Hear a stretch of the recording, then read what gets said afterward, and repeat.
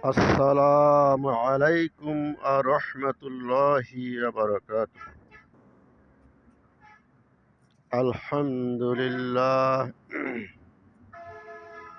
আলহামদুলিল্লাহ নাহমাদুহু ওয়া নাস্তাঈনুহু ওয়া নাস্তাগফিরুহু ওয়া নু'মিনু বিহি ওয়া নাতাওয়াক্কালু আলাইহি ওয়া না'উযু বিল্লাহি মিন শুরুরি আনফুসিনা ওয়া মিন সাইয়্যাতি আ'মালিনা। من يهده الله فلا مضل له ومن يضلله فلا هادي له ونشهد أن لا إله إلا الله وأشهد أن سيدنا محمدا عبده ورسوله. أما بعد، فقد قال الله تعالى في كلامه المجيد والفرقانه الحميد: أعوذ بالله من الشيطان الرجيم. بسم الله الرحمن الرحيم. وما أرسلناك إلا رحمة للعالمين. وقال الله تعالى: إن الله وملائكته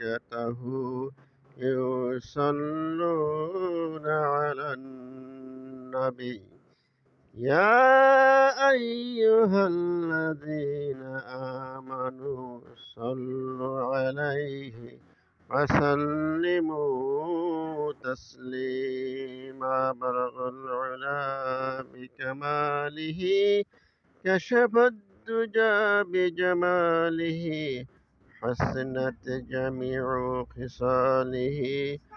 صلوا عليه وآله.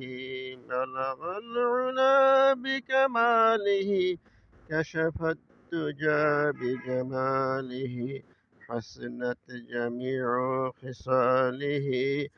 صلوا عليه وآله. بلغ العلا بكماله كشف الدجى بجماله حسنت جميع خصاله. صلوا عليه وآله.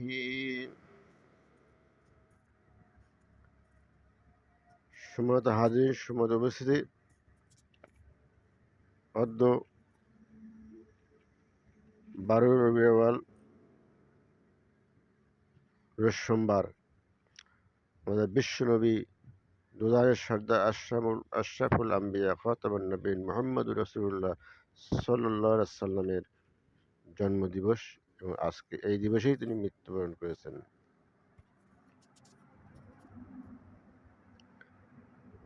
আমি পবিত্র কালামে পাক থেকে একটি আয়াত পাঠ করেছি। আউযু বিল্লাহি মিনাশ শাইতানির রাজিম। বিসমিল্লাহির রহমানির রহিম। وما أرسلناك إلا رحمة للعالمين.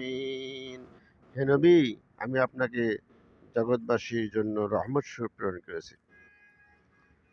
যে নবী মুহাম্মদুর রাসূলুল্লাহ সাল্লাল্লাহু আলাইহি সাল্লামকে দুনিয়াতে সৃষ্টি না করতেন, আল্লাহ রাব্বুল আলামিন এই আসমান, জমিন, বাতাস, আকাশ, চন্দ্র, সূর্য, গাছপালা, নদী, নালা, নক্ষত্র, সৌরজগৎ, বেহেশত, দোজখ কিছু সৃষ্টি করতেন না। সব কিছু নবীর শানে সৃজিত হয়েছে। আল্লাহর নবীকে পাঠাইবেন বলেই মহান আল্লাহ রাব্বুল আলামিন এই মহান সৃষ্টির আঞ্জাম করেছেন।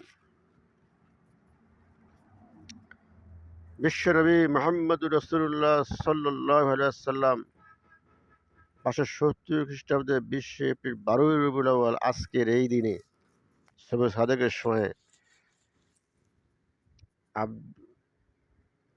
মা আমেনার কোল আলোকিত করে জন্মগ্রহণ করেন মক্কা নগরীতে।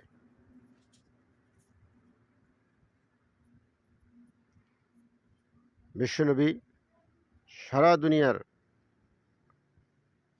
মানুষের কল্যাণ, ইহকালীন কল্যাণ এবং পরকালীন কল্যাণের জন্য তিনি এই ধরাধামে আবির্ভূত হয়েছিলেন। মহানবী সাল্লাল্লাহু আলাইহি সাল্লামের নবুয়ত প্রাপ্তির পর হইতে পরবর্তী 23 বছর তিনি অক্লান্ত পরিশ্রমের মাধ্যমে, চেষ্টার মাধ্যমে, সাধনের মাধ্যমে আল্লাহ রাব্বুল আলামিনের সাহায্যে তিনি সারা দুনিয়ায় ইসলামী হুকুমত কায়েম করেছিলেন।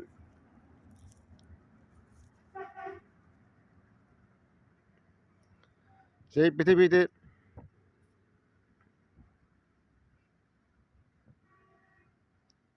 কুসংস্কারাচ্ছন্ন সামাজিক ব্যবস্থা ছিল, কুসংস্কারাচ্ছন্ন পারিবারিক ব্যবস্থা ছিল, কুসংস্কারাচ্ছন্ন অর্থনৈতিক ব্যবস্থা ছিল, কুসংস্কারাচ্ছন্ন রাজনৈতিক ব্যবস্থা ছিল, কুসংস্কারাচ্ছন্ন পারিপার্শ্বিক অবস্থা ছিল। এই কুসংস্কারাচ্ছন্ন রাজনৈতিক, সামাজিক, অর্থনৈতিক, ধর্মীয় পারিপার্শ্বিক অবস্থাগুলো দূর করে হযরত মুহাম্মদ মুস্তাফা সাল্লাল্লাহু আলাইহি ওয়াসাল্লাম শুধু 23 বছর পরিশ্রম করে মক্কা মদিনায় ইসলামী হুকুমত কায়েম করেছিলেন। এবং যে কাবা ঘরের মধ্যে 360টি মূর্তি রাখা হয়েছিল, সেই 360টি মূর্তি সরাইয়ে সেখানে তিনি হজ এবং ওমরার ব্যবস্থা চালু করেছিলেন।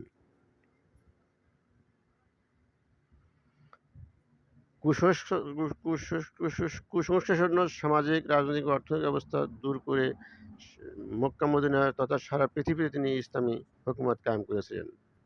এই জন্য হযরত মুহাম্মদ মুস্তাফা সাল্লাল্লাহু আলাইহি সাল্লামকে সমস্ত মানুষের ইহকালীন ও পরকালীন মুক্তির দিশারি বলা হয়। হযরত মুহাম্মদ মুস্তাফা সাল্লাল্লাহু আলাইহি ওয়াসাল্লাম যখন এই দিনে যখন জন্ম হয়, জন্মের পরেই আকাশ, বাতাস, মাটি, পানি, আকাশ, তারকা, চন্দ্র, সূর্য, নক্ষত্র, সৌরজগৎ, গ্রহপুঞ্জ সবকিছুই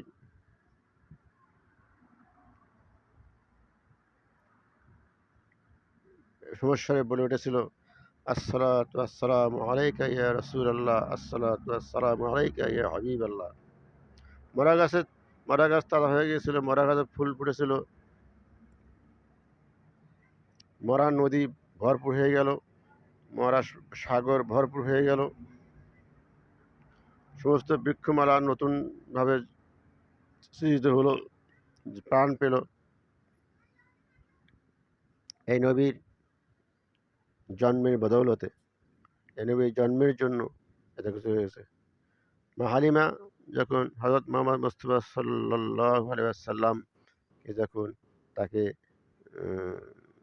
দুধ পানের কন্ট্যাক্ট করে যখন তার মরা মরা গাধাকে সরিয়ে যখন তিনি বাইরে রওনা দিলেন, তখন তিনি পিছে গেছিলেন সকলের পিছনে।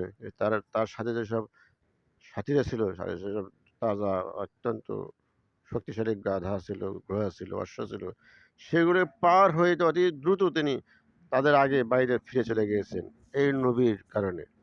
বিশ্বনবী মুহাম্মদুর রাসূলুল্লাহ সাল্লাল্লাহু আলাইহি ওয়াসাল্লামের তার তার ইয়াতে ওঠার জন্য, তার গাধাতে ওঠার জন্য বিশ্বনবীর বরকতে তার গাধা এত শক্তিশালী হয়েছিল। মা হালিমার গৃহে যে সকল মেষ ছিল, ছাগল ছিল, দুম্বা ছিল, সেগুলো রহমত বর্ষিত হলো, দুধ বৃদ্ধি পেল এবং আয় বৃদ্ধি পেল। মা হালিমার ঘরে স্বাচ্ছন্দ্য এলো এই নবীর রহমতের কারণে। এই নবীর বরকতের কারণেই আমাদের সমস্ত মানুষের কল্যাণে কামিয়াবি সুনিশ্চিত। হুজুর সাল্লাল্লাহু আলাইহি ওয়াসাল্লামের পূর্বে যে সকল নবী রাসূল এসেছিলেন, তারা সকলে বলেছিলেন যে, হে আল্লাহ, আমাকে যদি নবী বা রসুল না বানিয়ে যদি আখিরি জামানার নবী মুহাম্মদ রাসূলুল্লাহ সাল্লাল্লাহু আলাইহি ওয়াসাল্লামের উম্মত হিসেবে প্রেরণ করেন, তাহলে জীবনে কতই ধন্য হতো। তারা আফসোস করেছেন। বিশ্বনবী মুহাম্মদুর রাসূলুল্লাহ সাল্লাল্লাহু আলাইহি ওয়াসাল্লাম এই ধরাধামে আগমন করবেন, সে বর্ণনা তাওরাত কিতাবে বর্ণনা ছিল, বর্ণিত হয়েছে, বর্ণনা করা হয়েছিল। তারপরে জবুর কিতাবে বর্ণনা করা হয়েছিল, ইনজিল কিতাবে বর্ণনা হয়েছিল এবং শেষ কিতাব কোরআনুল কারিমেও বর্ণিত হয়েছে বিশ্বনবী হযরত মুহাম্মদ মুস্তাফা সাল্লাল্লাহু আলাইহি ওয়াসাল্লাম এই ধরাধামে আগমন করবেন। এই বিশ্বনবী এই ধরাধামে যখন আগমন করলেন আজকের এই দিনে, আস্তে আস্তে দিনক্ষণ সময় পের হয়ে তিনি যখন নবুয়ত প্রাপ্ত হলেন, নবুয়ত প্রাপ্তির পর সর্বপ্রথম তিনি দাওয়াতের জন্য ইয়েমেনে যান। কালেমা লা ইলাহা ইল্লাল্লাহ মুহাম্মাদুর রাসূলুল্লাহ সাল্লাল্লাহু আলাইহি ওয়াসাল্লাম এর নাই মুহাম্মদ সাল্লাল্লাহু কালেমা নিয়ে তিনি যান ইয়েমেনে। ইয়েমেন থেকে তাকে তাকে মারধর করে, বিতাড়িত করে দেওয়া হয়। তারপর নবী করিম সাল্লাল্লাহু আলাইহি ওয়াসাল্লাম সেখানে ফিরে এসে তায়েফে গেলেন। তায়েফে গেলেও তাকে এমনভাবে মারধর করা হয়, তাকে পাথর নিক্ষেপ করা হয়েছিল যে তার পবিত্র জিহ্বা মুবারক রক্তে আটকে গিয়েছিল, পাদুকাতে রক্তে আটকে গিয়েছিল। অজ্ঞান হয়ে পড়েছেন। তার হুঁশ হুঁশ ফিরে এ এ তায়েফের হুঁশ ফিরে গিয়ে তিনি সামান্য করে কাছে একটু পানি পেয়ে অজু করে তিনি নামাজ পড়েন ২ রাকাত। এমন সময় জিবরাইল আমিন হাতে পাথর নিয়ে হাজির হলেন। আসসালাতু ওয়াসসালামু আলাইকা ইয়া রাসূলুল্লাহ, আসসালাতু ওয়াসসালামু আলাইকা ইয়া হাবিবাল্লাহ। তায়েফবাসীরা আপনাকে ক্ষতবিক্ষত করেছে, রক্তাক্ত করেছে। আল্লাহ রাব্বুল আলামিন এটা সহ্য করতে পারেন নাই। আমার হাতে পাহাড় দিয়ে পাঠিয়ে দিয়েছেন। আপনি বলুন, আপনি বললে আমি এই পাহাড় দিয়ে সমস্ত তায়েফবাসীকে ডলে মুছড়ে তাদেরকে দুনিয়া থেকে বিদায় করে দেব।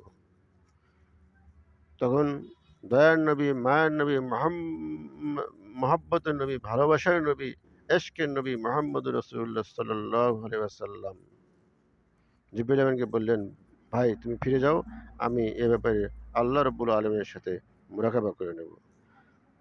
তবে মুহাম্মদ রাসূলুল্লাহ সাল্লাল্লাহু আলাইহি ওয়াসাল্লাম মোনাজাত করে হাত তুলে বলতেছেন, আল্লাহ গো তুমি এই তায়েফবাসীকে মাফ করে দাও। এই তায়েফবাসীকে যদি তুমি হত্যা করো, তাদেরকে যদি ধ্বংস করে দাও, তাহলে আমি কালেমা লা ইলাহা ইল্লাল্লাহ মুহাম্মাদুর রাসূলুল্লাহর দাওয়াত কার কাছে নিয়ে যাব? এদের ছেলেমেয়েরা, নাতি-পুতিরা, বংশধরদের কাছেই তো আমি দাওয়াত নিয়ে যাব। ইসলামের দাওয়াত নিয়ে যাব, কোরআনের দাওয়াত নিয়ে যাব, দ্বীনের দাওয়াত নিয়ে যাব। এই হলে আল্লাহর কাছে কাকুতি মিনতি করেন। দেখেন, আল্লাহ নবী এই জন্যই পবিত্র কালামে পাক বলেছেন, ওয়ামা আরসালনাকা ইল্লা রাহমাতাল লিল আলামিন। হে নবী, আমি আপনাকে জগৎবাসীর জন্য রহমত স্বরূপ প্রেরণ করেছি। যে তায়েফবাসীরা হযরত মুহাম্মদ মুস্তাফা সাল্লাল্লাহু আলাইহি সাল্লামকে রক্তাক্ত করলো, যে তায়েফবাসীরা হযরত মুহাম্মদ সাল্লাল্লাহুকে মারতে মারতে অর্ধমৃত করে ফেললো, সেই তায়েফবাসীকে সেই নবী মুহাম্মদ রাসূলুল্লাহ সাল্লাল্লাহু আলাইহি সাল্লাম জিবরাইল আমিন পাহাড় নিয়ে তাদের সব বংশ গোত্রকে ধ্বংস করে দেওয়ার জন্য আল্লাহ রসুল তাকে ফিরিয়ে দিয়ে আল্লাহর কাছে বলতেছেন যে, হে আল্লাহ এই তায়েফবাসীকে মাফ করে দাও, এরা বোঝে না, না বুঝে ভুল করেছে, আমাকে চেনে নাই, না চিনে ভুল করেছে। তুমি যদি ওদেরকে ধ্বংস করে দাও, তাহলে কালিমার দাওয়াত, কোরআনের দাওয়াত, ইসলামের দাওয়াত, দ্বীনের দাওয়াত আমি কার কাছে নিয়ে যাব? এজন্যই বলা হয় দয়ার নবী, মায়ার নবী, মহাব্বতের নবী, ভালোবাসার নবী মুহাম্মদুর রাসূলুল্লাহ সাল্লাল্লাহু আলাইহি ওয়াসাল্লাম। আর এই মুহাম্মদুর রাসূলুল্লাহ সাল্লাল্লাহু আলাইহি ওয়াসাল্লাম যে আমাদের সমস্ত মানুষের ইহকালীন পরকালীন কল্যাণের যে তিনি দিশারি, সেভাবে পবিত্র কালামে পাকে আল্লাহ তাআলা বলেছেন, আউযু বিল্লাহি মিনাশ শাইতানির রাজিম। বিসমিল্লাহির রহমানির রহিম। ওয়া আরসালনাকা ইল্লা রাহমাতাল লিল আলামিন। হে নবী, আমি আপনাকে জগৎবাসীর জন্য রহমত স্বরূপ প্রেরণ করেছি। এই নবী মুহাম্মদ রাসূলুল্লাহ সাল্লাল্লাহু আলাইহি সাল্লামের আজকে জন্মদিবস। এই জন্মদিবসে নবীর আগমনের দিন, নবীর জন্মের দিন, নবী যখন দুনিয়াতে এসেছেন, আজকের এই দিনে সমস্ত উম্মতের কাণ্ডারি হয়ে আমরা তার নবীর জীবনীকে অনুসরণ করি, নবীর কার্যকলাপকে অনুসরণ করি, নবীর আদর্শকে আমরা অনুসরণ করি, নবীর কোরআনকে আমরা অনুসরণ করি, আল্লাহর আতিউল্লাহ আতিউর রসুল, আল্লাহ এবং রসুলের আনুগত্য করি। তারপরে আমরা এই নবীর আদর্শ যদি আমরা পালন করি, নিজেদের জীবনে বাস্তবায়ন করতে, জীবন তথা রাষ্ট্র ব্যবস্থায় যে সারা সারা দেশ, সারা পৃথিবীতে যদি আমরা এই ইসলামী হুকুমত কায়েম করতে পারি, তাহলে আমাদের নবীর আদর্শ আমরা পালন করতে পারবো, আদর্শ অনুকরণ করতে পারবো। আর নবী রসুল্লাহ সাল্লাহ সাল্লাম এর উদ্দেশ্য একটাই ছিল, সারা দুনিয়ায় দিনের হুকুমত কায়েম করে, ইসলামের হুকুমত কায়েম করা। সারা দুনিয়ার মানুষ আল্লাহর হুকুম ও নবীর তরিক মেনে চলবে, এটাই ছিল তার উদ্দেশ্য, এটাই ছিল তার লক্ষ্য। আমাদের যেন লক্ষ্য উদ্দেশ্য নবীর মতোই হয়, নবী যা করেছেন, নবী যা মেনেছেন, নবী যা নবীর যে আদর্শ এগুলো আমরা মেনে চলি। বিশ্বনবী মোহাম্মদ রাসূলুল্লাহ সাল্লাল্লাহু আলাইহি ওয়াসাল্লামের সারা জীবন তিনি উম্মতের কল্যাণের জন্য, কামিয়াবির জন্য কাজ করে গেছেন, ইহকালীন পরকালীন কল্যাণের জন্য কাজ করে গেছেন। তিনি সময় পেলেই আল্লাহর কাছে সেজদায় পড়ে দেন, আল্লাহ তুমি আমার উম্মতদেরকে মাফ করে দেন। সুযোগ পেলেই তিনি সেজদায় পড়ে গেছেন, একা একা নিরিবিলি ক্রন্দন করেছেন, সারা রাত ক্রন্দন করেছেন, সারা দিন ক্রন্দন করেছেন, একদিন ক্রন্দন, 3 দিন, 5 দিন, 7 দিন, এইভাবে তিনি সেজদায় পড়ে ক্রন্দন করেছেন। কার জন্য? আমাদের জন্য, তার উম্মতের ইহকালীন পরকালীন মুক্তি এবং কামিয়াবির জন্য ক্রন্দন করেছেন। তিনি নিজের জন্য কিছুই করেন নাই। দেশের ইসলামী শাসনতন্ত্রের তিনি শাসনকর্তা ছিলেন, রাজা ছিলেন, তারপরেও তিনি নিজের জন্য কিছু করেন না, সব কিছু উম্মতের জন্য, মানুষের কল্যাণের জন্য প্রাণ ঢেলে, মন প্রাণ খুলে তিনি মানুষের কাজ করে গেছেন। আজকের এই দিনে সেই নবী মুহাম্মদ রাসূলুল্লাহ সাল্লাল্লাহু আলাইহি সাল্লামের শাসন ব্যবস্থা, জীবন ব্যবস্থা, ইসলামের শাসনতন্ত্র, কোরআনের শাসনতন্ত্র, দ্বীনের শাসনতন্ত্র আমাদেরকে আমাদেরকে মনে করিয়ে দেয়, আমাদেরকে জানান দিয়ে যায়। আমরা যেন এগুলো মেনে চলি। আজকে এই দিন থেকেই যেন আমরা বাকি দিনগুলো আমরা যে কাজগুলো করতে পারি নাই, আজকের থেকে, আজকের এই দিন থেকে আমরা মুহাম্মদ রাসূলুল্লাহ সাল্লাল্লাহু আলাইহি ওয়াসাল্লামের দিনকে আমরা আঁকড়ে ধরি, কোরআনকে আমরা আঁকড়ে ধরি, ইসলামকে আমরা আঁকড়ে ধরি, তাহলে আমাদের ইহকালীন পরকালীন মুক্তি কামিয়াবি সম্ভব হবে। ইহকালীন এই দুনিয়ার জিন্দেগি সীমিত সময়ের জন্য, বলা হয় যে কচুর পাতা পানির পড়তে রাখলে যতটুকু সময় না আসে ততটুকু সময় পর্যন্ত এই ইহকালীন জিন্দেগি, আর পরকালীন জিন্দেগি সীমাহীন, যার কোনো শেষ নাই, অনন্তকাল, অসীম সীমাহীন সময় ধরে আমরা জান্নাতে বসবাস করব। আর যারা জাহান্নামে যাবে, তারা অনন্তকাল সীমাহীন সময় তারা নরকের জ্বালা যন্ত্রণা, তারা আগুনে তারা দগ্ধ হবে। তাই মহান রব্বুল আলামিনের প্রধান কাজ করতেন মানুষের ইহকালীন এবং পরকালীন মুক্তির জন্য। এই যে পরকালে যে জান্নাত এবং জাহান্নাম দুইটা জায়গা আছে, এই জান্নাতে আল্লাহর নবী সকল উম্মত যেন জান্নাতে যায়, এই জন্য কাজ করে গেছেন। এবং জাহান্নাম থেকে যেন জাহান্নামের গ্রাস যেন না হয়, জাহান্নামের ফড়ি যাতে না হয় মানুষ, এই জন্য তিনি মুহাম্মদ রাসূলুল্লাহ সাল্লাল্লাহু আলাইহি ওয়াসাল্লাম কাজ করে গেছেন।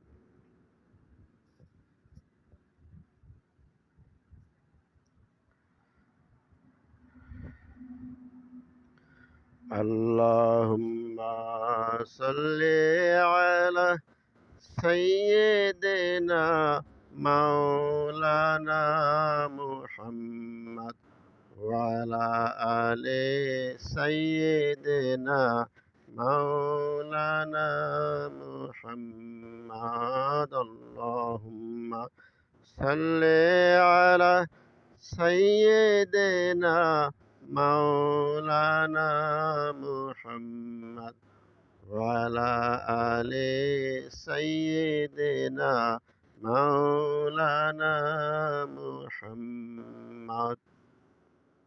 রাসূলুল্লাহ সাল্লাল্লাহু আলাইহি ওয়াসাল্লাম এই সুদীর্ঘ 23 বছর সারাদিনে যুদ্ধ করেছেন এই দিনকে কায়েমের জন্য, ইসলামকে কায়েম করার জন্য। আল্লাহ পবিত্র কালামে বলেছেন, বিসমিল্লাহির রহমানির রহিম, ইন্নাদ-দীনা ইনদাল্লাহিল ইসলাম।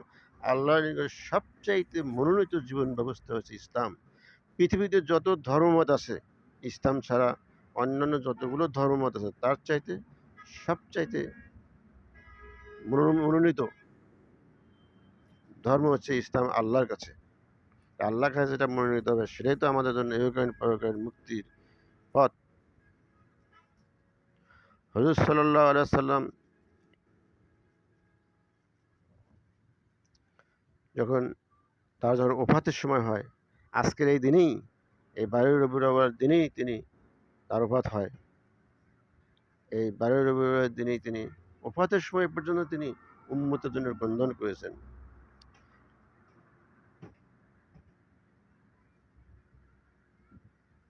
আল্লাহ রাব্বুল আলামিন যখন হযরত মুহাম্মদ মুস্তাফা সাল্লাল্লাহু আলাইহি সাল্লামের জান কবজের সিদ্ধান্ত নিলেন, তখন সর্বপ্রথম আজরাইল যাওয়ার কথা জিবরিল আলাইহিস সালাম প্রেরণ করলেন নবী মুহাম্মদ রাসূলের কাছে, যাতে আজরাইল আলাইহিস সালাম নবীর সাথে কোনো খারাপ আচরণ করতে না পারে। এবং জিবরিল আলাইহিস সালাম যখন আছেন, আজরাইল যা এসে দেখেন, আজরাইল আলাইহিস সালাম যা দেখেন জিবরিল আলাইহিস সালাম দাঁড়ানো নবীর হুজরার সামনে, তখন সালাম দিল। আজরাইল তখন অনুমতি ছিল, তখন জিবরিল আলাইহিস সালাম বললেন, ভাই তুমি একটু অপেক্ষা করো, আমি নবীর রাসূলুল্লাহ সাল্লাল্লাহু আলাইহি ওয়াসাল্লামের অনুমতি নেই, তারপরে তুমি সেই মতো কাজ করো। তো রাসূলুল্লাহ সাল্লাল্লাহু আলাইহি ওয়াসাল্লাম ভিতরে সিজদায় পড়ে গেছেন সমস্ত উম্মতের কল্যাণের জন্য, সমস্ত উম্মতের ইহকালীন পরকালীন মুক্তির জন্য, সকলকে জান্নাতবাসী করার জন্য তিনি সিজদায় পড়ে গেছেন। বলেছেন, আল্লাহ তুমি আমার সমস্ত উম্মতকে মাফ করো। আল্লাহ তাআলা জবাব আসলো, শিখি উম্মতকে মাফ করে দাও। রাসূলুল্লাহ সাল্লাল্লাহু আলাইহি ওয়াসাল্লাম মানলেন না, আরো সমস্ত উম্মত, তোমার আল্লাহ তাআলা জবাব আসলো, ওয়ার্ডের উম্মতকে মাফ করো। তখনও রাসূলুল্লাহ সাল্লাল্লাহু আলাইহি ওয়াসাল্লাম সেটা গ্রহণ করলেন না। আমার সমস্ত উম্মতকেই মাফ করে দিতে হবে। তারপর আল্লাহ তাআলা বর্ণনা আসলো, আমরা 3 ভাগ উম্মতকে মাফ করে দেব। রাসূল সাল্লাল্লাহু আলাইহি ওয়াসাল্লাম সেটাও তো গ্রহণ করলেন না।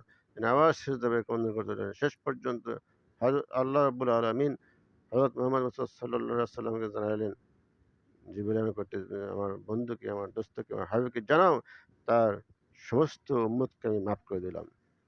রাসূলুল্লাহ সাল্লাল্লাহু আলাইহি ওয়াসাল্লাম তার উম্মতকে এত ভালোবাসতেন, এত স্নেহ করতেন, এত মহব্বত করতেন, এত ভালোবাসতেন যে মরণের সময় পর্যন্ত তিনি তার উম্মতকে বলেন নাই, উম্মতের কল্যাণের জন্য, জান্নাতবাসী করার জন্য তিনি আল্লাহর কাছে সিজদায় পড়ে ক্রন্দন করেছেন। তাই আমরা সেই নবীকে, সেই বিশ্ব নবী মুহাম্মদ রাসূলুল্লাহ সাল্লাল্লাহু আলাইহি ওয়াসাল্লামকে স্মরণ করি, তার জীবনীকে অনুসরণ করি, তার আদর্শকে অনুকরণ করি এবং আল্লাহ এবং রাসূলের আনুগত্য করি।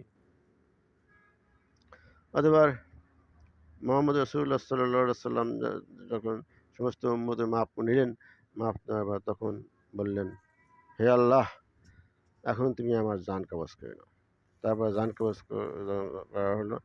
জান কবজ করার পরে যখন আজরাইল গেল, অত্যন্ত সহজ, পৃথিবীতে সেই প্রথম মানব আদম থেকে শুরু করে শ্রেষ্ঠ নবী হযরত মুহাম্মদ মুস্তাফা সাল্লাল্লাহু আলাইহি সাল্লাম শেষ মানুষটি পর্যন্ত আজরাইল সব জান কবজ করবেন। তার চাইতে সবচাইতে সহজ এবং একেবারে অত্যন্ত সরলভাবে, অত্যন্ত আরামদায়কভাবে জান কবজ করেছিলেন হযরত মুহাম্মদ মুস্তাফা সাল্লাল্লাহু আলাইহি সাল্লামের জিবরিল আজরাইল আলাইহিস সালাম। হযরত মুহাম্মদ মুস্তাফা সাল্লাল্লাহু আলাইহি সাল্লাম যখন তাকে কবরস্থ করে রাখা হলো, কবরস্থ করার কিছুদিন পর মা ফাতেমাকে স্বপ্নে দেখালেন। স্বপ্নে তিনি বললেন, মা আমি তো মরে গেছি, আমার সাথে তুমি আর কথা বলতে পারবে না, আমি স্বপ্নে তো তোকে আসছি, তোমাকে কোনো জানা থাকলে বলো। তখন মা ফাতেমা বললেন, বাবা আপনি সাইয়্যিদুল মুরসালিন, খাতামুন নবিয়্যিন, আশরাফুল আম্বিয়া, দুজাহানের সর্দার, তা আপনার সাথে আজরাইল কি আচরণ করলো এই বিষয়টা বললে ভালো হয়। তখন হুজুর সাল্লাল্লাহু আলাইহি ওয়াসাল্লাম বলেন, মা আমার চাইতে সহজ এবং সরল এবং অত্যন্ত হালকা আরামদায়ক ভাবে আর পৃথিবীর কোনো প্রাণকে এ কবজ করা হবে না। কিন্তু আমাকে এত সহজভাবে কবজ করছে। তবে কেমন লাগলো ফাতেমা বলতেছেন, বলে মা আমার লাগলো যখন আজরাইল এসে তার ২টা হাত আমার মাথায় রাখলেন। মাথায় রেখে কবুতর যেরকম মাথার থেকে পা পর্যন্ত ছিঁড়ে ফেলে ওইরকমভাবে আমার চামড়া ছিলে নামিয়ে ফেললো। এ কথা শুনে মা ফাতেমা বললেন, বাবা, আপনি বিশ্ব নবী, দুজাহানের সর্দার, সাইয়্যিদুল মুরসালিন, খাতামুন নবীন, আশরাফুল আম্বিয়া, আল্লাহর হাবিব, আল্লাহর দোস্ত। আপনার সাথে আল্লাহ আজরাইল এই ব্যবস্থা করছেন, তাহলে আমাদের সাথে কত অবস্থা। তো ভাই ও দোস্ত বুজুর্গ, নবীর আজকের এই জন্মদিনে এবং আজকের ওফাতের দিনে নবীর জন্ম এবং ওফাতের যে বিষয়গুলো আমরা স্মরণ করি, তাকেও জান কবজের সময় কষ্ট করতে হয়েছে, কষ্ট পেতে হয়েছে। আমাদেরও যেন জান কবজের সময় হালকা হয়, এই জন্য আমরা সবসময় আল্লাহ রসুলকে আনুগত্য করি, কোরআনকে মানি, দিনকে মানি, আল্লাহর পথে চলি এবং রসুলের আদর্শকে জীবনে বাস্তবায়ন করি। তো আলহামদুলিল্লাহ দোস্ত বুজুর্গ, প্রতি বছর যেন এই দিনে আমরা নবী মোহাম্মদ রসুল্লাহ সাল্লাহ আলাইসাল্লামের জীবনী আলোচনা করি, জীবনী নিয়ে পড়ি, জানি এবং ওলামা মাসায়ের মাহফিলে যাই এবং এই রসুলের জন্ম এবং মৃত্যু দিবসে আমরা রসুলের আদর্শকে জানি, তার কোরআন হাদিসের নির্দেশ, আদেশ নিষেধগুলো আমরা জানি এবং মানি। তাহলে হয়তোবা আল্লাহ রব্বুল আলামিন আমাদেরকে কিয়ামতের দিন মুক্তি দিতে পারেন, কবর, হাসর, মিজান, ফুলসিরাতের ঘাটি পার হয়ে আমাদের জান্নাতে জমে দিতে পারেন আল্লাহ রব্বুল আলামিন। তো আলহামদুলিল্লাহ, এই কামনা করেই আমি আজকে মোহাম্মদের জোড়াসাগর কর্তৃক আয়োজিত হযরত মুহাম্মদ মুস্তাফা সাল্লাল্লাহু আলাইহি ওয়াসাল্লামের জন্ম এবং মৃত্যু দিবসে যে আলোচনার সংগীত আলোচনা এখানে শেষ করছি। আখির দাওয়ানা আনিল হামদুলিল্লাহি রাব্বিল আলামিন। আসসালামু আলাইকুম ওয়া রাহমাতুল্লাহি ওয়া বারাকাতুহু। সম্মানিত উপস্থিতি, আমরা যারা আমার সাথে নিয়োজিত আছেন, আমরা কথা বলছি, সংযুক্ত আছি এবং মোহাম্মদ আবের সকল আশিকান জাকিরান ভাই মনে অংশগ্রহণ করার জন্য সবিনয় অনুরোধ জানাচ্ছি। আলহামদুলিল্লাহ রব্বানা যালামনা আনফুসানা ওয়া ইল্লাম তাগফির লানা ওয়া তারহামনা লানাকুনান্না মিনাল খাসিরিন। ربنا آتنا في الدنيا حسنة وفي الآخرة حسنة وقنا عذاب النار. ربنا لا تزغ قلوبنا بعد إذ هديتنا وهب لنا من لدنك رحمة إنك أنت الوهاب. ربنا لا تزغ قلوبنا بعد إذ هديتنا وهب لنا من لدنك رحمة إنك أنت الوهاب. وقل رب ارحمهما كما ربياني صغيرا.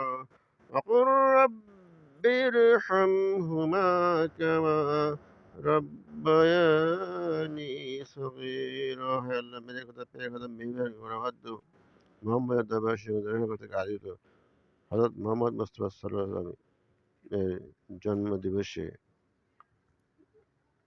কোরআন থেকে কিছু আলোচনা করেছে, রসুলের সানে মিলাদ করা হয়েছে, আল্লাহর সানে জিকির করা হয়েছে। এর মধ্যে যা কিছু ভুল ত্রুটি হয়ে থাকে আল্লাহ রাব্বুল আলামিন নিজ গুণে ক্ষমা করে দিয়ে যাকে হারিয়ে দান করো, তা লক্ষ লক্ষ কোটি গুণ বৃদ্ধি করে রেখেছিলেন যে সুদূর মদিনা মুস্তাফা সাল্লাল্লাহু আলাইহি সাল্লামের রওজা মুবারকে পৌঁছে দাও আল্লাহ রাব্বুল আলামিন। বাবা আদম তার রাসূল সাহাবী তাবিঈন চিরদা সিদ্দিকিন সালিহিন যত মুমিন অন্ধকার কবরের প্রত্যেকের রূহে মাগফিরাত আল্লাহ।